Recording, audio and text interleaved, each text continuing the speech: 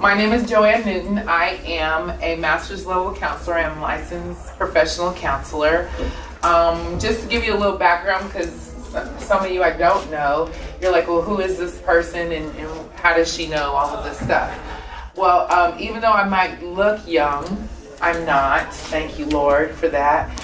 But I actually worked in the school district for 20 years. I began as a teacher. I know, 20 years, right? I started at 12. Brad used my joke earlier. I was like, man, it's my joke. But I started at 12, and I started teaching. It was like Little House on the Prairie. No, not really. But so, there's only a few people that know Little House on the Prairie. Okay, good. But I was a teacher for a while, and then I became a school counselor. And I did that for about 10 years. I did not get to really counsel with the kids the way that I wanted to, because I had to deal with testing and all kinds of other lovely things that didn't have anything to do with counseling. My calling, I was called to do counseling probably all along, and I just thought it was teaching. But really it was counseling, because I didn't like teaching the class that I was teaching. I went to school to teach history, and I ended up teaching a biology class, and I really didn't like biology, but I had a lot of fun with my kids. And so I spent a lot of time there. And so I began to do the school counseling. I thought, well, maybe I can do more counseling there. No, that didn't work out either. And God was like, yeah, I know, I'm just getting you experience with the community that I'm in. And so then I went to, after the 10 years of that, I said, no, I'm really supposed to be doing this on the outside. So I had already, when I went to do my school counseling, I had already done all the classes that I needed to get my license. I just needed to do the internship, the time spent under somebody else. So I went to a secular counseling center, and that's where I began doing my private practice. In that time, during my private practice, I still was like, this still doesn't feel right.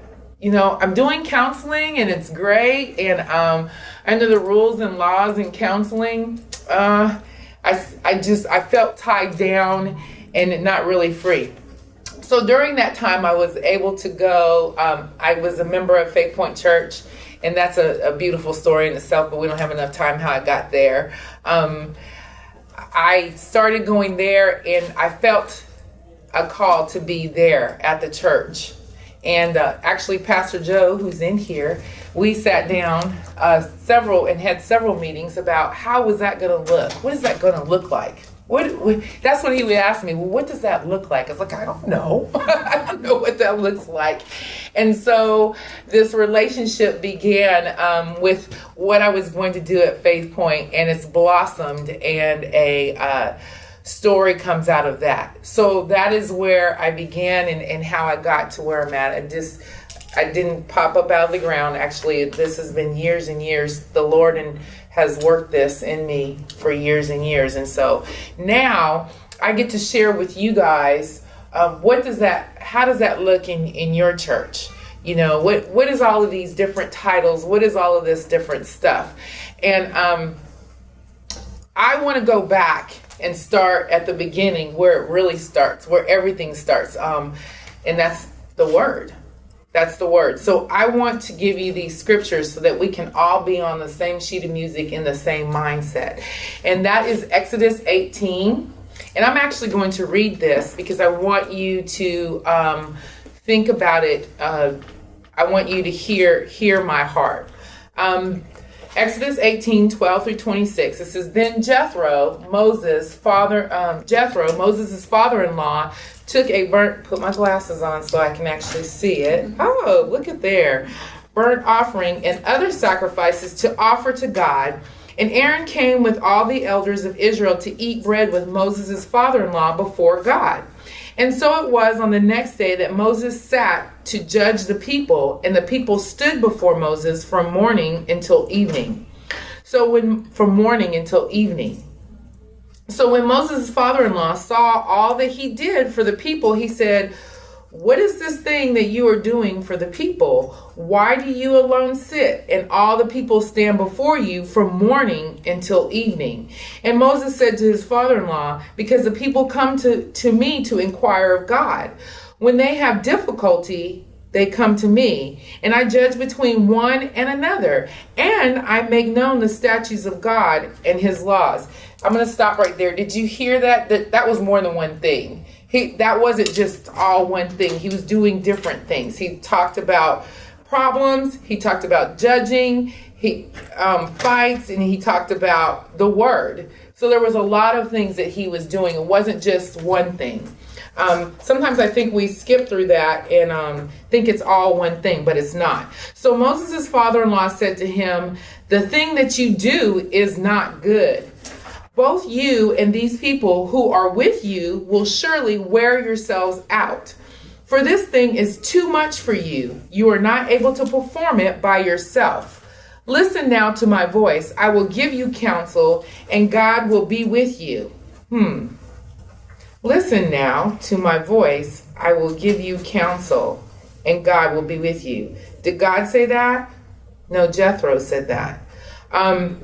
Stand before God for the people so that you may bring the difficulties to God, and you shall teach them the statutes and the laws, and show them the way in which they must walk and the work they must do. Moreover, you shall select from all of the people's able men, such as fear God, men of truth, hating covetousness, and place such over them to be rulers of thousands, rulers of hundreds, rulers of 50s, rulers of 10s, and let them judge the people at all times. Then it will be that every great matter they shall bring to you, but every small matter they themselves shall judge. So it will be easier for you, for they will bear the burden with you. They will bear the burden with you.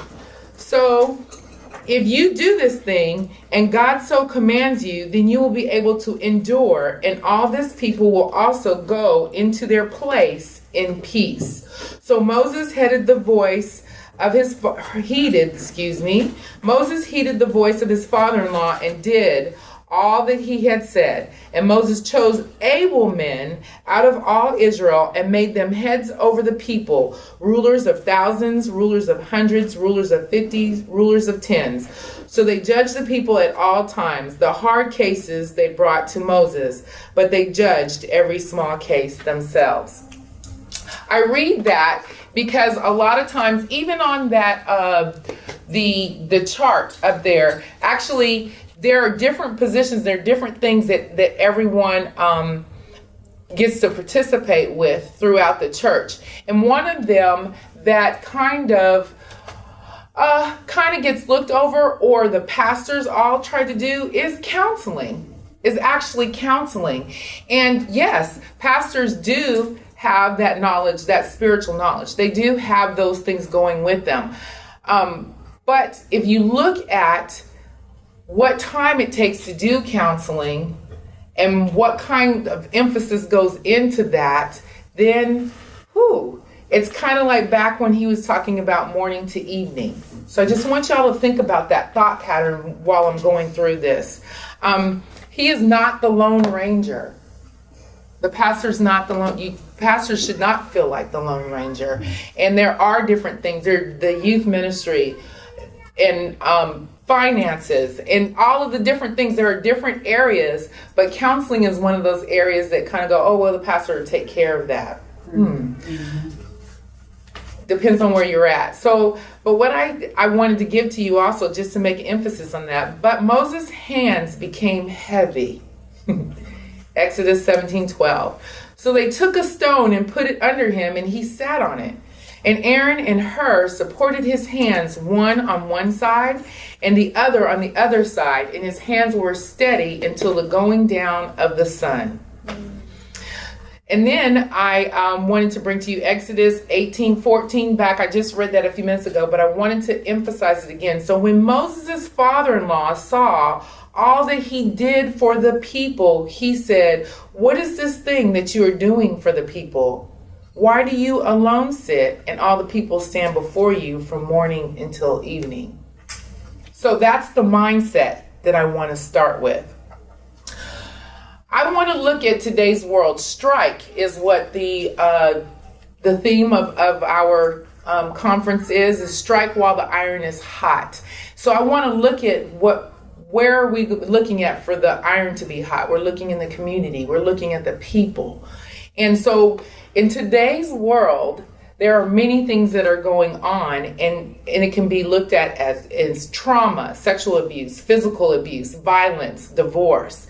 These things are heavy in our society. So what is trauma? What does that look like? You know, if you're watching a show, a hospital show on TV, trauma is like someone running in with a gash in their head or something like that. But psychological trauma is the trauma that I'm specifically talking about.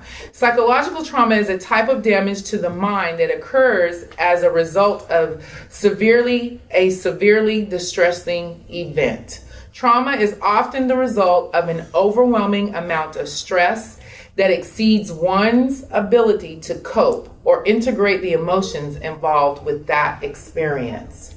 They're overwhelmed. Many people, if we stop and think about it, just thinking about the people around you, it's not just one or two families. You can probably look in your congregation and see that it's many of them. It's less that are not. So traumatic events what are traumatic events? Traumatic events can include physical and sexual abuse, neglect, bullying, community-based violence, disaster, terrorism, and war. You can probably think of yesterday in the news, and every single one of those things were mentioned. Every single one of those things were mentioned, almost on a daily basis. So that's trauma. So let's look at the statistics dealing with people. 60% of adults report experiencing abuse or other difficult family circumstances during childhood. 60%. 28% of children in the United States will witness or experience a traumatic event before they turn 4. 4 of every 10 children in America say that they experienced a physical assault during the past year, with 1 in 10 receiving an assault-related injury. 2% of all children experience sexual assault or sexual abuse during the past year, with the rate of nearly 11% for girls ages 14 to 17.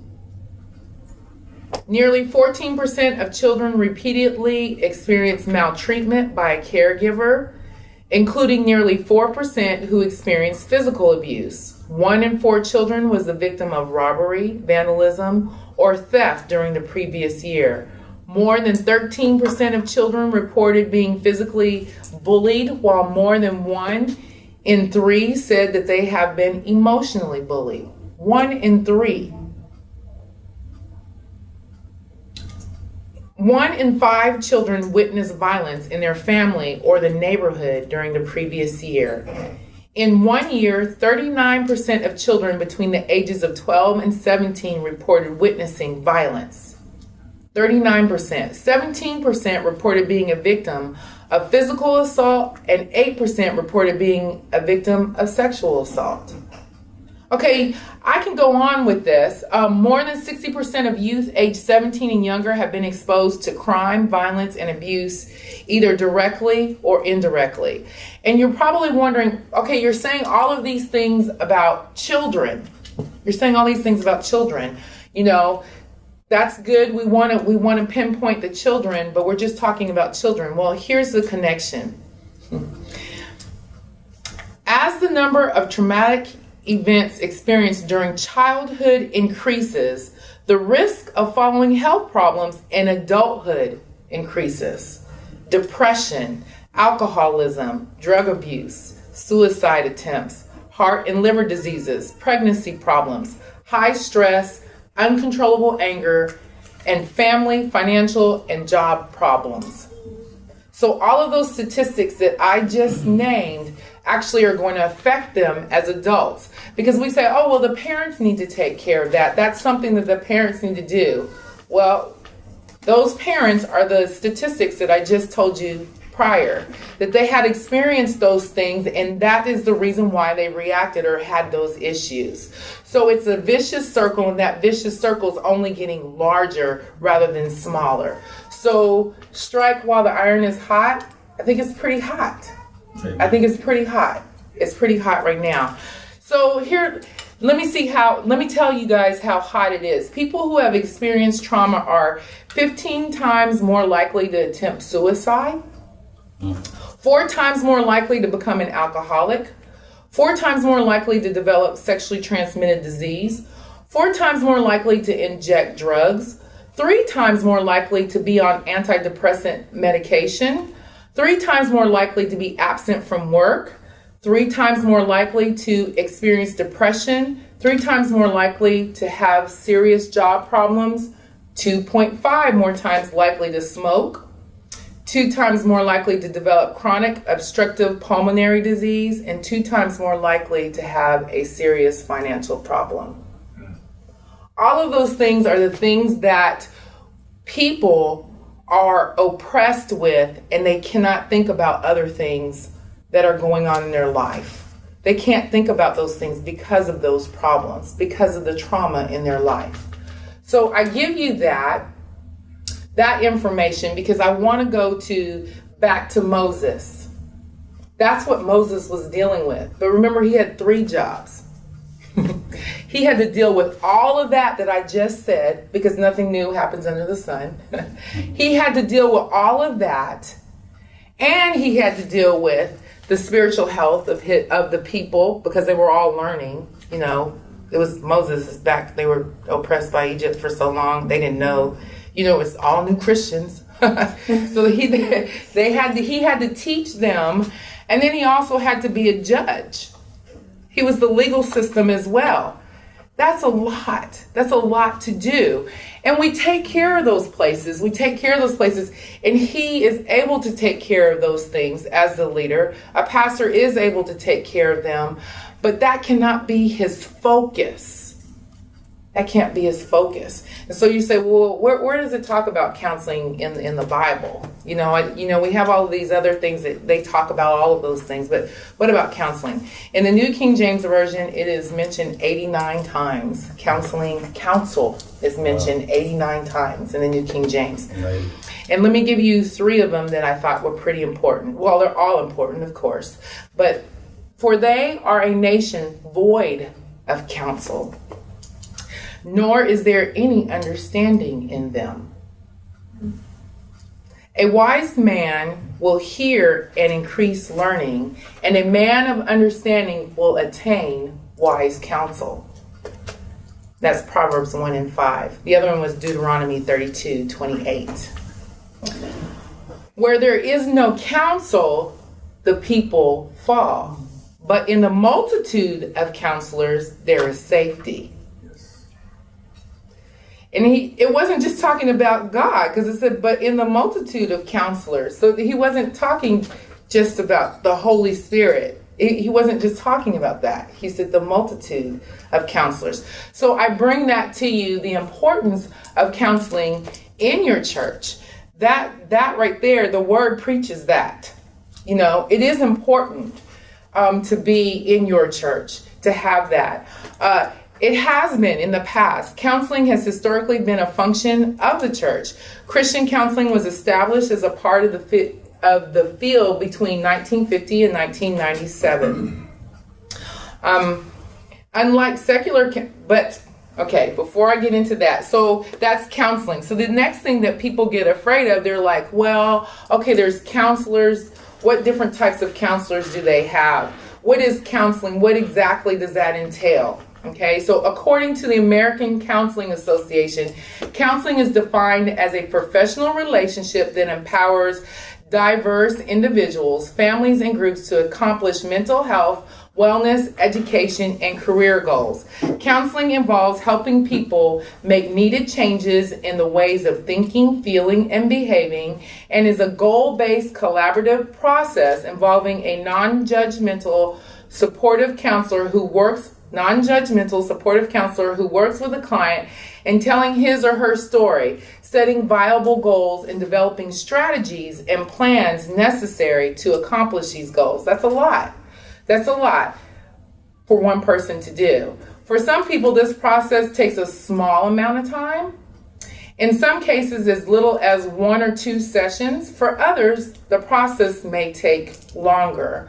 In my experience, I have, depending on the disorder they may have, I have a couple of clients and that go to church. They're a part of a church family that actually have diagnosis of schizophrenia and bipolar disorder.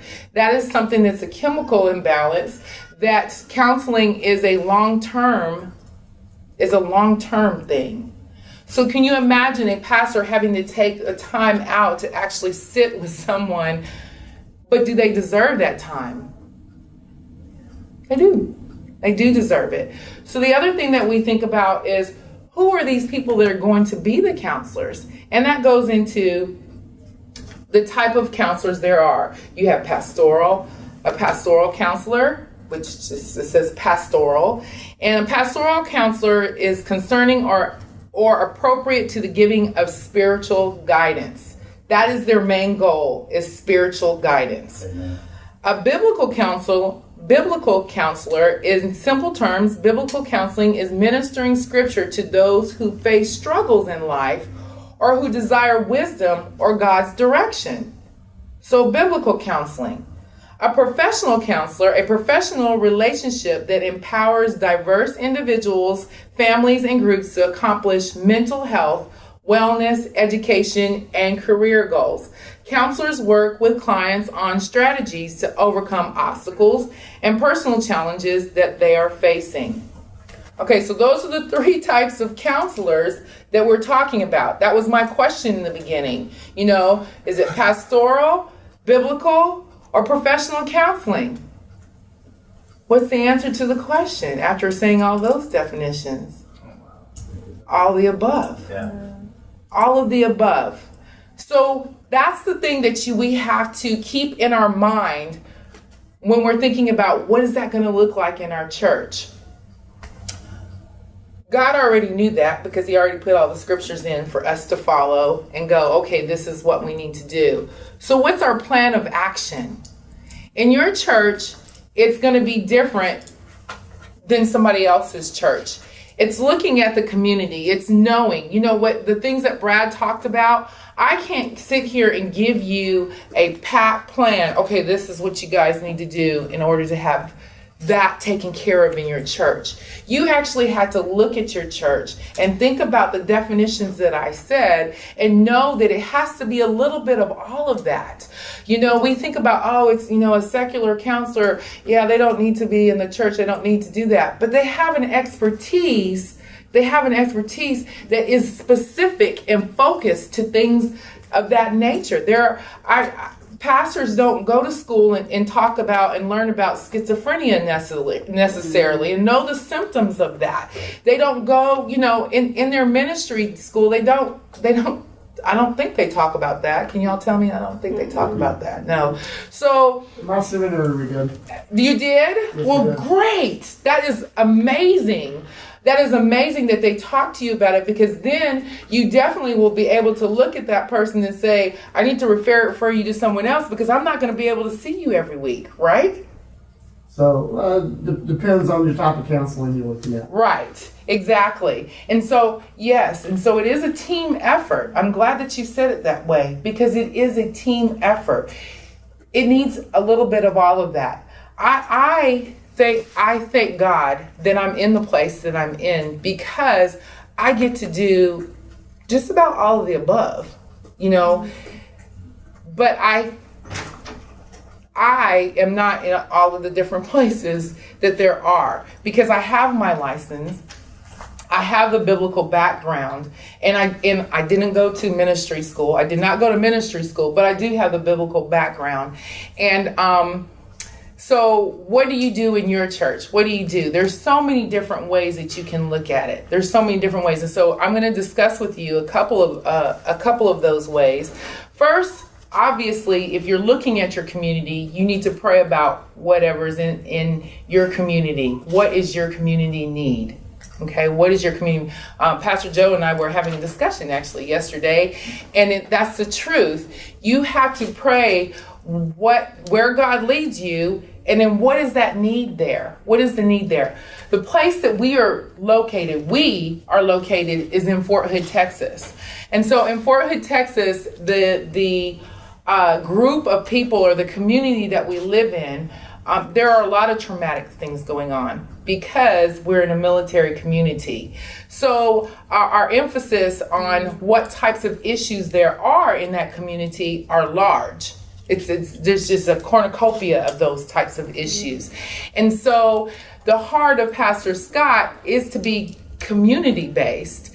So therefore, there are things that we need to be there for that community. He cannot do that alone. He can't do that alone. And so I'm glad that God placed me in that place. So prayer, number one, who is qualified in your church to do those things? And I don't necessarily mean that they have to be licensed, because it depends on the church that you're in. It depends on what your church is. I'm not going to say that every church needs a licensed counselor. I think it would be good because of the background and the base, but what type of licensed counselor would you want? You obviously want someone that's a Christian. Amen. You know, there are many counselors out there. Matter of fact, I have one of my clients that came to me the other day. She's like, Joanne, I'm so glad that I get to come to you, because every Christian or every counseling center that says they do Christian counseling does not mean that they're necessarily a Christian, because they'll also counsel people with Buddhism and they'll counsel people with Hindu. Which is the craziest thing to me. I was like, well, that doesn't make sense to me. But the way that it works in the secular world, actually, and the reason why I didn't like being in the counseling center that I was in is because it was whatever came in the door, whatever they wanted me to counsel them through, then that's the stance that I had to take. Well, but I'm a Christian, and my stance comes from the Bible, and that's where my counsel comes from. And so when I get the other different religions, and that's what they want me to talk to them through, that's not who I am. And so I would tell them that. Matter of fact, I have a Hindu client, and I'm just like, did you know this was a Christian counseling center, and that my counsel comes from the Word, and from Christ, the Holy Spirit? And she was like, yes, that's fine. I'm like, great. That means I get to be a part of leading someone else to Christ. Awesome. That's good. But I get to say that up front. In a secular counseling center, you can't say that. It's ethically incorrect. But I would tell them up front, I'm a Christian. So if you don't want to see me, you can go see somebody else down the way. But the way that I'm going to come at it is from a different perspective. So that is important. That is important to your thinking. So I wouldn't just say, well, no, licensed counselor, I don't really want that, because those are the different things that they would actually, bring to the table. There are so many of us out there that are not, they do not want to be in a secular place. They actually do want to use their Christian background and be a Christian. There are many Christian counseling centers that are on their own out there, that are small, and they're out there. Wouldn't it be great to be able to partner with one of them? Yeah. Because their background. Because if they have that Christian background. What if there's someone in your church family that actually is going through the process to become a counselor?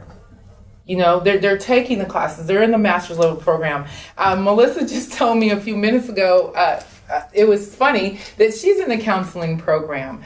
I have several young ladies, since I've been counseling at Faith Point, I have several young ladies and one young man that they're like, I'm in the counseling program. And guess what? They're all Christians. They're in the counseling program. Not all of them are at a ministry school. Some of them are. Some of them are at SAGU. Not all of them are. one's at Mary Harm Baylor. Yeah. And so the next thing that I would tell you is if you have a Christian college that's around, what a great place for them to do their internship. What a wonderful place for them to do their internship. For me, by the time I get all of the ones they're in school right now, I will have my supervision where I can supervise them. I can supervise interns that are in school right now, like they're in their master's program. I get to supervise them. They can come under me, like Melissa, when she gets into those classes and has to do her hours during school, then she would be able to come and help me, because it's coming to the point that I do need help. Matter of fact, to do the conference this week, Thursday and Friday, so that means I didn't see clients today and yesterday, and my clients were calling me like, hey, but I had to schedule everyone on Monday, Tuesday, Wednesday. Boy. I had a long Monday, Tuesday, Wednesday, because those clients need to be seen. They need to be seen. So right now the Lord worked it out where I just had just enough time. I'm tired, but I had just enough time to get everybody in that needed to come in and talk to them. Those ones that I have to see on a weekly basis, because there are some that I have to see. I do see them on a weekly basis. I got them all in, but that was all day long. I worked from 8 to 6. Think about being a pastor. Could you counsel from 8 to 6? From morning to evening. And prepare for You see what I'm Sunday. saying? And yes, there goes back to those other things that they have to do, right? So I don't say that pastors don't have the capacity to do it. I know God gives them the capacity to do it, but that's not their focus. It's not their focus. So let it be. We have to open our minds to who that could be. Right. Who that could be in our church. I have a question for you. Yes, How it's a far? good place. What's our parameters? How far can we go as far as pastoral counseling or counseling under the umbrella of the church? Without, I guess, before we have to refer a person out to more of a professional counseling. Just to say if we're not, if the church is not degreed like you are, or someone else in the church. But we do counseling and things like that. People depend upon the church to counsel. Right. How far should we go, or can we go, before we just say, okay, hey, you know what I mean? This is too much. Let me put you out somewhere else. What's going to happen is it's going to be in your heart, because there are going to be some people that can deal with more things than other people can deal with. So that will be up to you as far as you as the pastor would go, okay, ooh, this is a little much. The Lord's going to tell you that. Because even some of them, for me, I'm like, you get hospital. Oh, let's, I even had to say, nah, this is above my pay grade. I had to refer off. So you'll get that feeling, because you'll know the end result is, am I helping this person? Is this person getting the help that they need?